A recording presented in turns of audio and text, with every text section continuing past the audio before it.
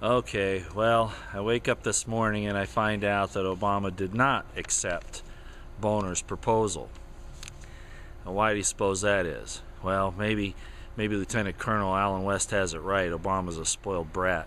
But more importantly, what it shows is that Boehner and those guys in Congress are weak, and they're not serious about standing up for constitutional issues.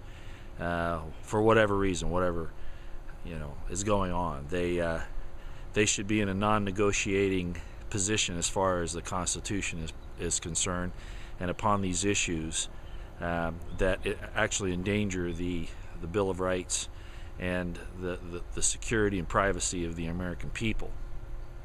To even begin to negotiate on that or to compromise is wrong.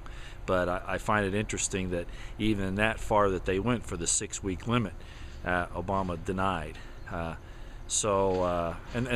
they just fall back on it, So anyway, my feelings on them still stand. As I said, I think that most of them are cowards, or they have ulterior purposes in doing what they do. This isn't about politics. This is about force.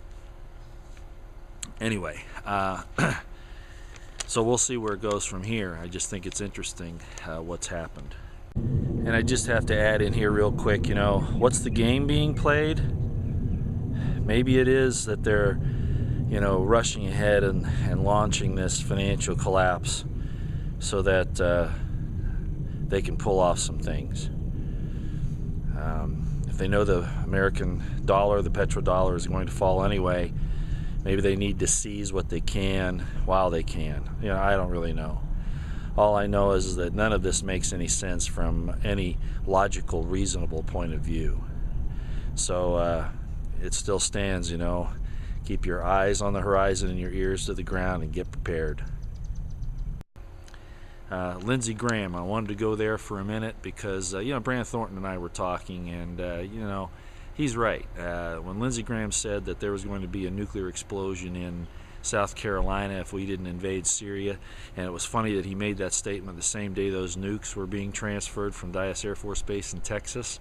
Somehow he knew about that and knew what the plan was, that these nukes were being given to people outside the normal channels.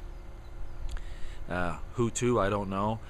But the point is that this was not a rhetorical, what if? No, this was a blackmail against the people of his own state and the people of the United States, that if you don't do what we tell you to do, this is going to happen. And he was on the inside track information on what was going on here. At least that's the evidence. You look at what he knew, what he said, all these types of things, and definitely there's a connection. I don't believe it was just a rhetorical statement. Now, more importantly, he may have been thinking, well, I've been calling for these raids on Syria and Iran, this war, and I can say that they're going to come after me now and after my state. Either way, it's a blackmail and it's a fraud, and he should be arrested because it's obvious he knew something, and if nothing else, he was making a blackmail statement there of immense proportions. The guy is disgusting. He really does need to be arrested. I wanted to bring up real quick about this thing with the military. We're seeing these generals relieved. I don't believe for a second the excuses that we're being given for this. And the unfortunate thing is that these guys aren't speaking out. I go back to this thing about unauthorized disclosure and all that. They're worried about their retirement. They're probably worried about their families. Look, gentlemen. You took an oath to defend the Constitution of the United States. That takes precedence over everything else. If you know something, you really need to speak up, okay, regardless of the consequences. Okay, that's just the way it is. To the military in general, I want to say this to you, okay? Pat Tillman, General Ham, SEAL Team 6, now General Carey and Admiral Giardina, and how many more have been sacrificed for this regime? When are you going to stand up and do what's right?